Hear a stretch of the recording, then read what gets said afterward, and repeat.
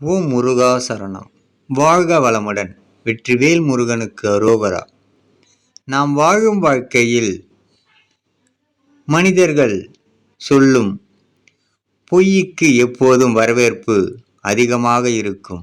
ஏனென்றால் அது ஒரு மாயை, மக்கள் மனதை மயக்கும் வல்லமை பெற்றது. ஆனால் உண்மைக்கு எப்போதும் வரவேற்பு அதிகமாக இருக்காது. ஏனென்றால் அது எப்போதும் சக்தி வாய்ந்ததாக இருக்கும். அதனால் வரவேற்பு இருக்காது. ஆனால் வலிமை மிக்கது, என்றைக்கும் உயிரோடு நிலைத்து நிற்கும்.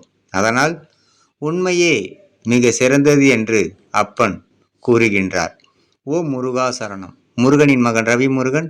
வெற்றிவேல் முருகனுக்கு அரோகரா. வீரவேல் முருகனுக்கு அரோகரா.